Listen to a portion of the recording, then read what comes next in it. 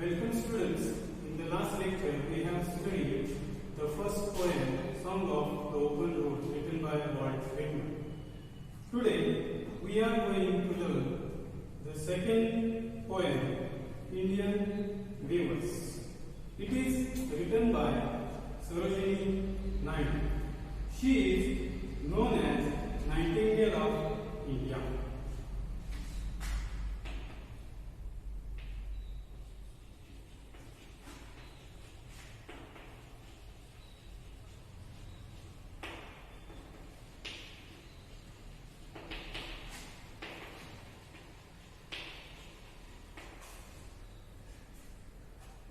Sarojini Naidu is known as Nightingale of India.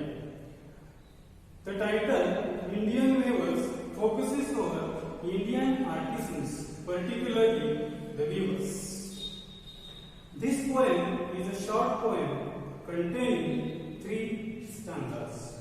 These 3 stanzas represent the 3 stages of human life. The first stanza represents childhood. The second stanza represents the adulthood or the youth. And the last or the third stanza represents the death or old age. The poetess talks about the 3 types of dresses which are weaved by the weavers. And these 3 dresses symbolize the 3 stages of life. This poem has question and answer pattern. Colors used in this poem are very significant, and these colors indicate the feeling of the weavers at that time. Students, now I am going to read the first stanza of the poem. Listen it carefully and understand. Weavers weaving at break of day. Why do you weave a garment so gay, blue as the wing of a halcyon white? We weave the robes of a newborn child. Students, I think you have come across some difficult or new words while listening. So, I am going to write down those difficult or new words on the board. Read and understand them carefully. These words are: the first word,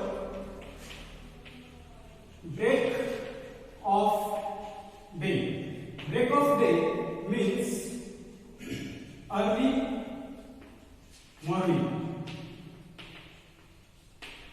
The second word in this stanza is gay.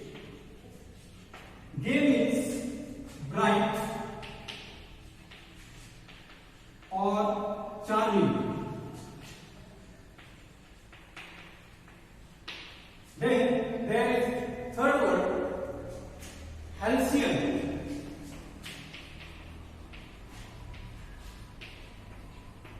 Halcyon means a bird whose name is kingfisher.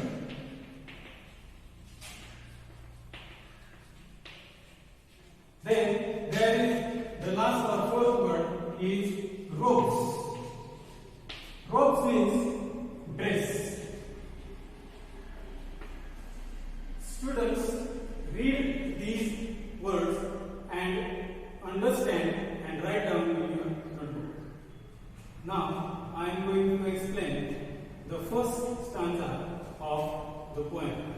In this stanza, the poetess asks the Indian weavers that why are you weaving a garment early in the morning? That garment looks bright, beautiful and charming. In the third line, poetess says, this cloth is blue. The color of that cloth is blue, and it is looking like the wing of halcyon bird. bird means the poetess has compared the color of the garment with the wing of the halcyon bird. Halcyon bird means kingfisher. Then the blue color symbolizes hope and the expectations. The poetess is curious to know about the clothes weaved by the weavers. Means she is very curious about that cloth, for whom they are weaving and for whom they are making or wearing that clothes. In the fourth stanza, the Indian weavers replied that we weave this garment or this robe or this cloth for a newborn child which is came now on this planet, on this earth. This stage is full of happiness and hope and expectations, because this stage is a childhood, and in childhood there is happiness, there is hope, or there are so many expectations. There is no sorrow in this stage. Means this stage is without grief, without sorrow, or it is free of sadness. Now I am going to read the second stanza of the poem. Listen it carefully. Weavers weaving at fall of night. Why do you weave a garment so bright, like the plumes of a peacock, purple and green? We weave the marriage bells of a queen. While listening this stanza, you come across some difficult or new words, and these new words are fall of night. It means evening. The second word in this stanza is plumes. Plumes means the feathers of peacock. And the third word is marriage bells.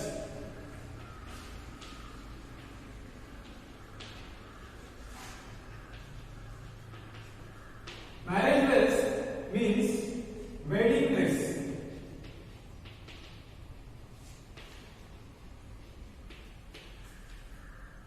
Now we have discussed some difficult or new words in this stanza.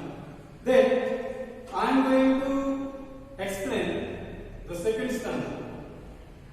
The second stanza represents youth or adulthood, and the time is evening. In this stanza, the poetess meets again Indian weavers and asks another question: why are you wearing a garment so bright at the evening?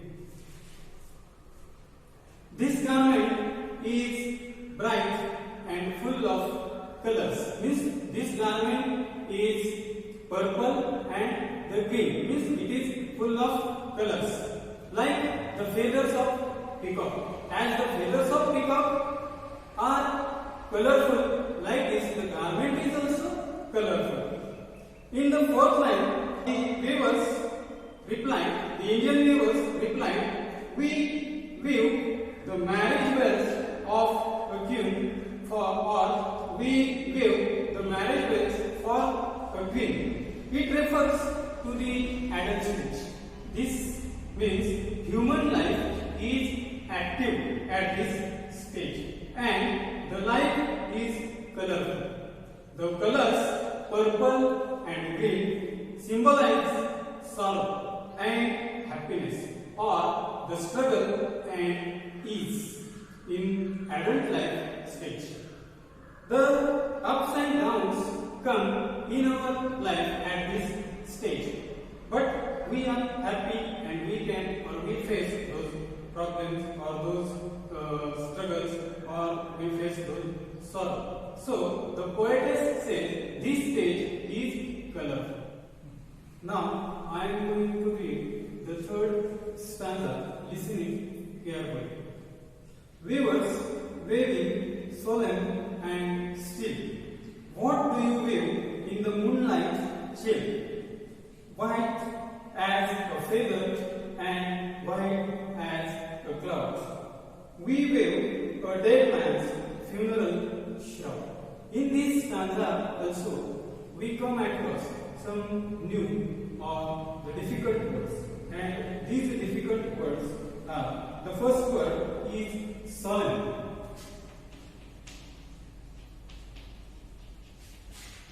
Solemn means serious.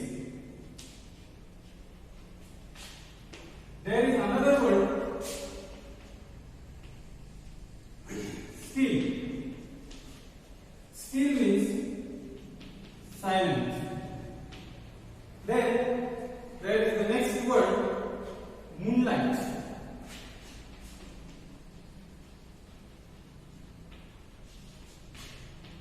Moonlight means day, night, or the midnighters. There is another word, or the next word, chill. Chill means extreme cool. The fifth word is funeral.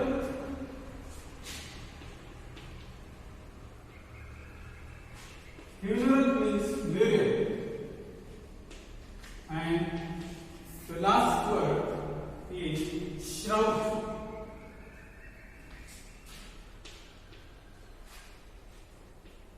Shroud means white cloth for